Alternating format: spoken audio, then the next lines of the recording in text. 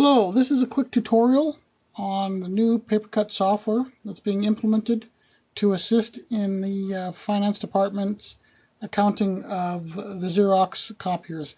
Now, these are mostly for the department and the faculty-based Xerox copiers. We know there's a few copiers out there that are specific to a research group.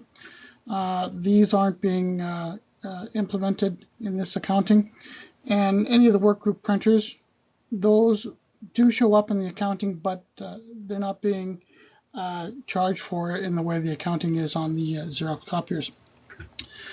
So what we're going to start off with is we're just going to print off a couple of sheets of paper just to show that the process is relatively the same as it's always been.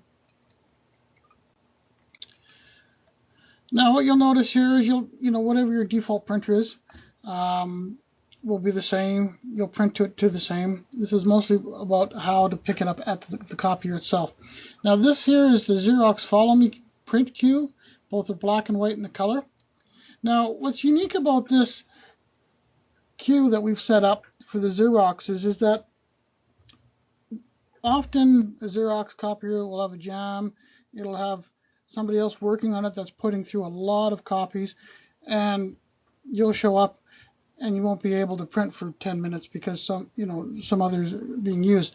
These Follow Me queues, what we're going to set up is we're going to go through a couple of the departments and set up some alternate queues. So if you send to the Follow Me and then you go to your usual copier and it's not in service or it's being used, somebody's printing 200 copies or something, what you could do is you could go to another copier that has the Follow Me queue set up on it and pick up that same job at another Xerox machine.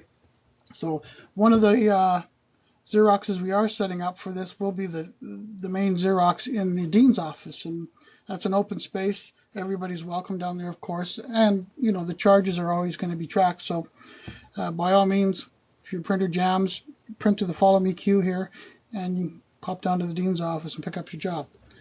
Or, you can head out to the Devonian Botanic Gardens as well, because we'll be setting it up out there, but probably not practical in the middle of January. So we're going to print off a few copies here.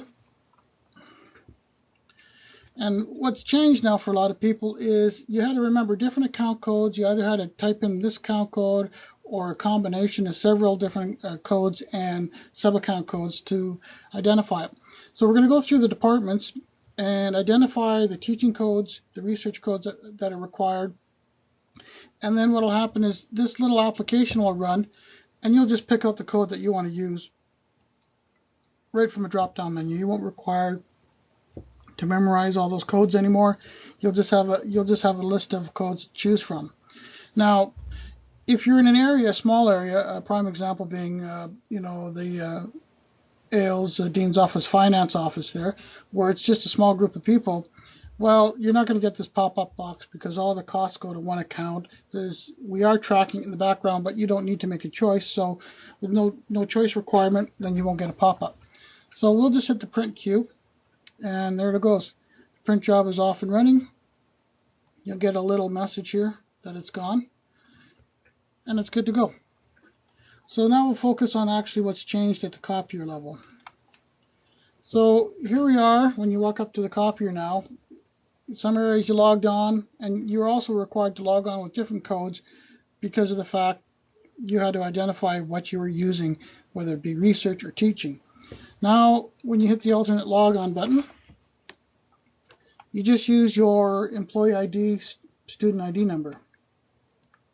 That's the 7-digit number that we all know and love. It's the last 7 digits of your one card number, by the way. And if you're not sure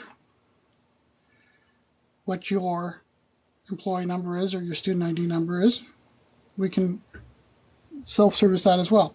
So this is going to be your top one is always your default account that you choose. But if you selected it by mistake and you meant to choose something else, you can choose the teaching. Now, we've already sent this print job out, and in a lot of areas, they don't print to a queue. It just prints out to a tray.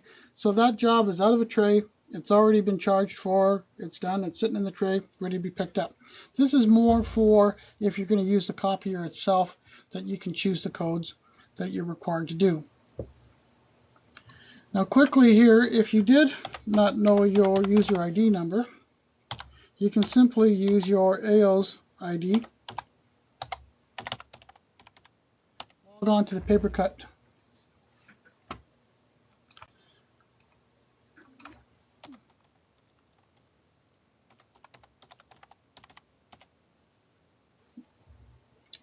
and click on the show button here, and that will be your employee ID, your student ID number. And there's some other information. You can take a look at the environmental dashboard if you're curious and see what we've done since the 3rd of August and what your own impact has been.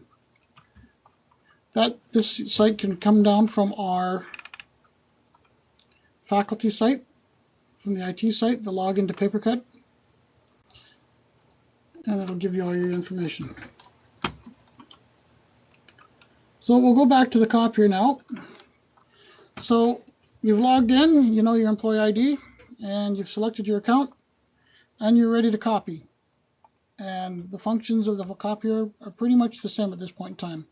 One nice little feature in the new format is if you're going to do the scan to email, you went to your favorites to pick up the scan to email, and now you just can click on this Add Me button, and it'll immediately put you in to the to field. Now, if you notice, what will happen is you'll be ccid@ualberta.ca or ccid@gmx.ualberta.ca. The GMX is okay. It stands for Gmail Exchange, and it was a shim that they put in place to deal with the UAlberta email addresses going to the Gmail mailboxes. So underneath every UAlberta address, there's actually a GMX address as well. So gmx.ualberta is the same thing.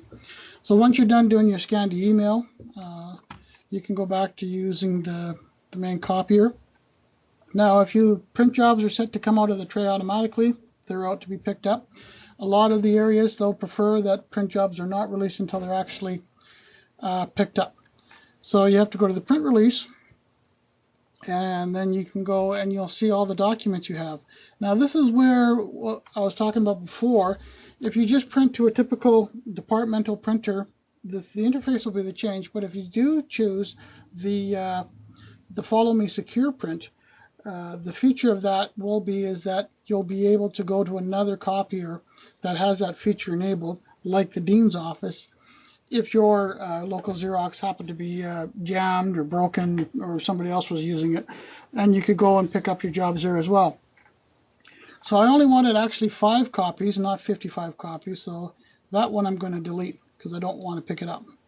Now this one here, I was going to print it off, but now I realize I don't have time and I don't need it right now. I'll pick it up later. So I'm going to go back and use the copier, finish off my scan to email, and then I'm going to simply log out. And that is basically the simple task of using the copier with the new accounting system.